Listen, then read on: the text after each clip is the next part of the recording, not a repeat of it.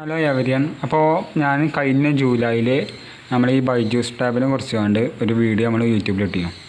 അപ്പോൾ അതിനെക്കുറിച്ച് ധാരാളം കമൻറ്റുകളൊക്കെ നമുക്ക് വന്നിരുന്നു. അപ്പോൾ അതിനെക്കുറിച്ചുള്ള നിങ്ങൾ ഓരോ സംശയങ്ങളും 1 by 1 ആയിക്കൊണ്ടാണ് തീർത്തരാം. അപ്പോൾ അതിന് വേണ്ടിയാണ് ഈ ഒരു വീഡിയോ. അപ്പോൾ ആദ്യം തന്നെ ആളുകൾ എന്നോട് ചോദിക്കേണ്ട ഒരു സംശയം പറഞ്ഞാൽ ഇതിന്മേ പെൻഡ്രൈവ് കണക്റ്റ് ആക്കാൻ പറ്റുമോ? അപ്പോൾ ഇതിന് ആകെ ഒരു പോർട്ടാണ് വരുന്നത് ആകെ. അതായത് ഇപ്പോൾ നമ്മൾ ഹെഡ്സെറ്റ് ഉണ്ടല്ലോ, അത് ഉപയോഗിക്കാൻ വേണ്ടിയിട്ട് ഒറ്റ പോർട്ട് മാത്രമേ വരുന്നുള്ളൂ. പിന്നെ ഒരു ചാർജിങ് പോർട്ട് വേണം. ഇതാണ് ഇതിൻ്റെ ചാർജിങ് പോർട്ട്. ഇവിടെ നമുക്ക് എന്താക്കാൻ പറ്റില്ല, പെൻഡ്രൈവ് ഒന്നും ഉപയോഗിക്കാൻ പറ്റില്ല. അപ്പോൾ എൻ്റെ അടുത്ത് ഇവിടെ പെൻഡ്രൈവ് ഇല്ല, പെൻഡ്രൈവ് ഒന്നുണ്ട്. ഈ പെൻഡ്രൈവ് നിലവിൽ ഈ ഒരു ബൈജൂസിൻ്റെ ടാബിൽ നമുക്ക് കുത്തി ഉപയോഗിക്കാൻ കഴിയില്ല. ഇതിന് നമ്മൾക്ക് മൗസും കീബോർഡും കണക്ട് ചെയ്യാൻ പറ്റുമെന്ന് ചോദിച്ചു. അപ്പോൾ ഇതിൻ്റെ അടുത്തൊരു കീബോർഡ് ഉണ്ട്. ഈ ഒരു കീബോർഡ് മുതൽ നമ്മൾ പറഞ്ഞ പോലെ വയർ കീബോർഡാണ്. ഇതിന് USB പോർട്ടാണ്. അപ്പോൾ അതുകൊണ്ട് ഈ ഒരു കീബോർഡ് ഇതിന് കണക്ട് ചെയ്യാൻ പറ്റില്ല. എങ്കിലും ഇതിൻ്റെ അടുത്ത് വേറൊരു മൗസ് ഉണ്ട്, ഞാൻ കാണിച്ചു തരാം. ഇതാണ് ഇതിൻ്റെ അടുത്തുള്ള ബ്ലൂടൂത്തിൻ്റെ മൗസ്. ഈ മൗസ് നമുക്ക് ബ്ലൂടൂത്ത് വഴി എന്താക്കാൻ പറ്റും, നമ്മുടെ സിസ്റ്റത്തേക്ക് കണക്റ്റ് ആക്കാൻ പറ്റും. ഇതുപോലെ തന്നെ നമുക്ക് ബ്ലൂടൂത്തിൻ്റെ കീബോർഡ് കണക്റ്റ് ആക്കാൻ പറ്റും. ഇനി കണ്ടോ, ഇവിടെ ബ്ലൂടൂത്ത് കണക്കണം. പിന്നെ അടുത്തതായി കണ്ട ആൾക്കാർ ചോദിക്കേണ്ടതാണ് ഇതിൻ്റെ യൂസർ എക്സ്പീരിയൻസ് ആണ്. അപ്പോൾ അതിന് 3 മാസം ഉപയോഗിച്ചില്ല. അതിൻ്റെ ഒരു എക്സ്പീരിയൻസാണ് വീഡിയോയിൽ ലാസ്റ്റ് പറഞ്ഞുതരാം. പിന്നെ ആളുകൾ നമുക്ക് ചോദിക്കുന്നത് വാറൻറ്റി ഉണ്ടോയെന്നാണ്. അപ്പോൾ ഇതിന് നമുക്ക് ആകെ വാറൻറ്റി വരുന്ന 10 ദിവസം മാത്രമേ വാറൻറ്റി വരുന്നുള്ളൂ നമ്മൾ വാങ്ങുമ്പോൾ. കാരണം ഇത് ബൈജൂസ് പറഞ്ഞൊരു പൂട്ടിപ്പോയ കമ്പനിയാണല്ലോ. അപ്പോൾ ഇവരെ പ്രോഡക്റ്റാണ് വിൽക്കേണ്ടത്. അപ്പോൾ കമ്പനി ഇപ്പോൾ നിലവിൽ റൺ ചെയ്യുന്നില്ല. അപ്പോൾ ഇത് മാത്രമല്ല, ഇത് പബ്ലിക്കിന് വേണ്ടി അവർ ഉണ്ടാക്കിയതല്ല, അവരെ ക്ലാസ് എടുക്കേണ്ട ആൾക്കാർക്ക് ലേണിംഗ് സൊല്യൂഷനൊക്കെ ഉണ്ടാക്കിയാണ്.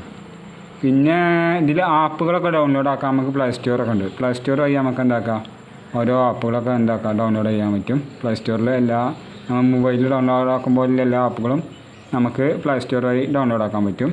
പിന്നെ നമ്മൾ വാട്സപ്പ് കോൾ വിളിക്കാൻ പറ്റി വെച്ചിട്ടുണ്ട്. വാട്സപ്പ് കോൾ പറഞ്ഞാൽ നമുക്കിപ്പോൾ വാട്സപ്പിൻ്റെ ആപ്പ് ഇതിൽ ഡൗൺലോഡ് ആക്കിയാൽ നമുക്ക് വാട്സപ്പ് കോൾ വിളിക്കാൻ പറ്റും.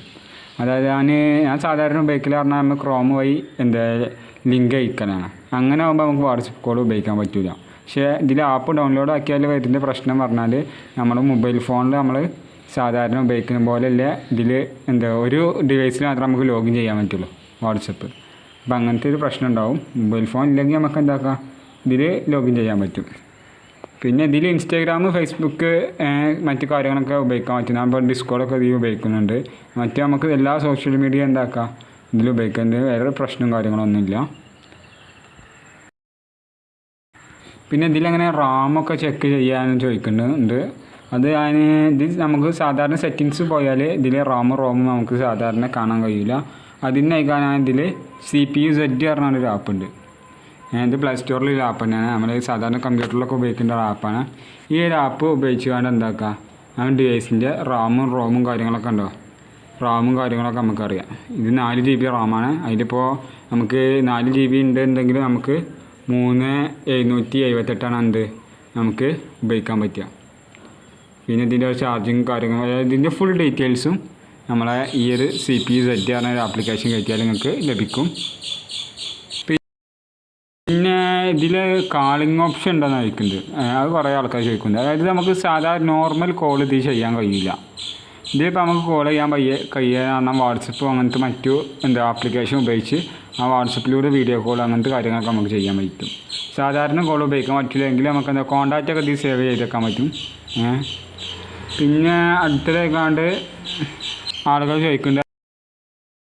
പിന്നെ നമുക്ക് വരുന്ന കമൻറ്റ് പറഞ്ഞാൽ നമ്മൾ കമ്പ്യൂട്ടറിൽ നമ്മൾ ഗൂഗിൾ മീറ്റൊക്കെ വെക്കുമ്പോൾ സ്ക്രീൻ ഷെയർ ചെയ്തുകൊണ്ട് നമുക്ക് എന്താക്കാൻ പറ്റും, നമ്മളെ ഡിസ്പ്ലേയും ക്യാമറ ഓൺ ആക്കാൻ പറ്റില്ലേ, അങ്ങനെ ചെയ്യാൻ പറ്റുമെന്ന് ചോദിച്ചിട്ടുണ്ട്.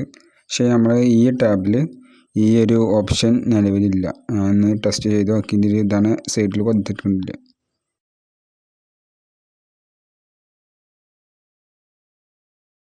ആളുകൾ ചോദിക്കുന്ന ഒരു ചോദ്യം പറഞ്ഞാൽ ഇത് 5G സപ്പോർട്ട് ചെയ്യണം. 5G സപ്പോർട്ട് ചെയ്യുന്നില്ല.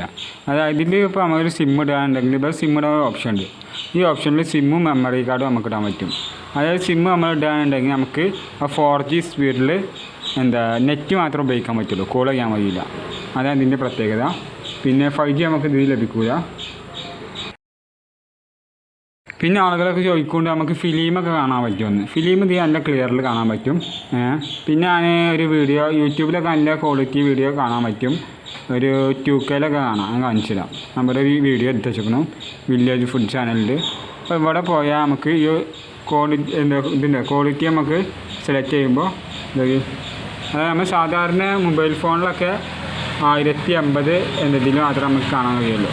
ഇതിലൊക്കെ 2000 ഇതിൽ നമുക്ക് കാണാൻ കഴിയും. പക്ഷേ ഇതിലൊരു പ്രത്യേകത പറഞ്ഞാൽ നമ്മൾ ഹൈ ക്വാളിറ്റി ഇടുകയാണെന്നുണ്ടെങ്കിൽ ചെറിയൊരു സ്റ്റെക്ക് മാർക്കൊരു ബ്ലർ വരുന്നുണ്ട്. അങ്ങനത്തെ ഒരു പ്രശ്നം വരുന്നുണ്ട് ഇതിൽ. നല്ല റെസൊല്യൂഷനും കാര്യങ്ങളൊക്കെ ഇതിൽ ലഭിക്കും ഹൈ ക്വാളിറ്റി കാരണം. ഉണ്ടോ?